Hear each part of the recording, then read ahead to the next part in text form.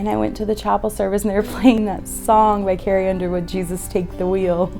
And I hit my knees and I was like, God, I need you. I grew up in an amazing Christian home.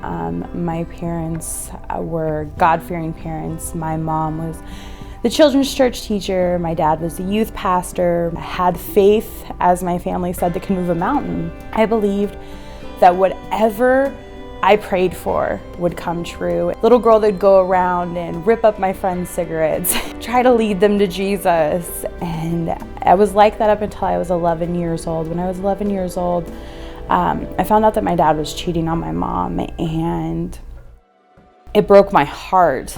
And then shortly thereafter, I found out my parents were getting a divorce, and that broke my heart even more. So I cried out to God and I was like, God, I need you to fix this. It was the first prayer in my life that God didn't answer. Right after that, I said, God, do you exist?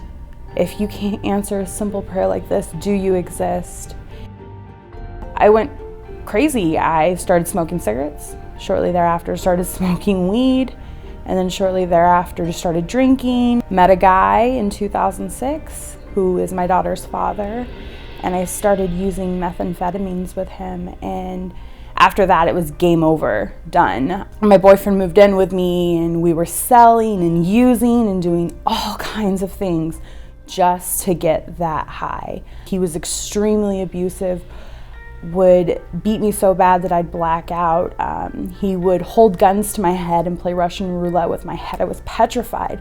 But every time I tried to leave him, I continuously come back to him. That longing for that man's attention because I didn't get it from my father, so I was seeking it from somebody and he'd give it to me.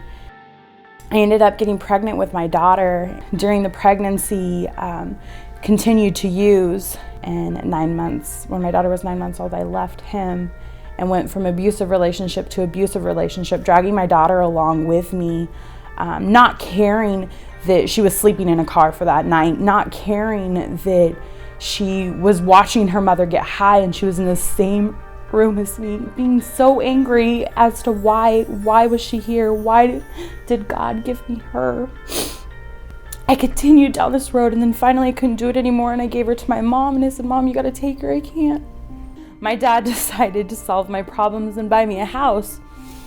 And it solved the problems of me not being homeless, but it didn't solve the problems of me using and everything else that was going on inside of me.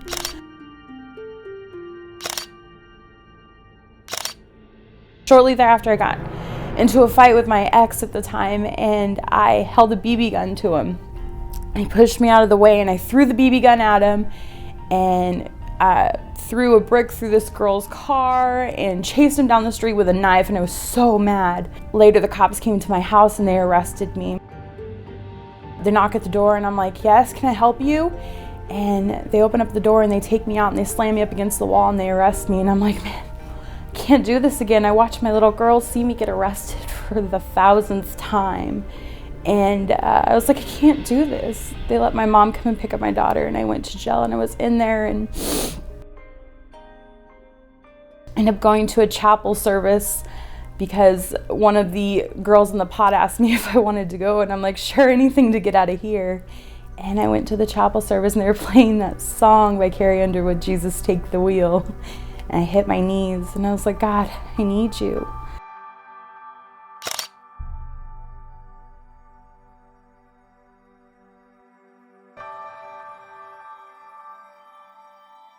At the time, I was looking at going to a faith-based program that my mom had been carrying the application around to for years. And I cried out to God and I said, God, if it's your will for me to go to this program, I'll go.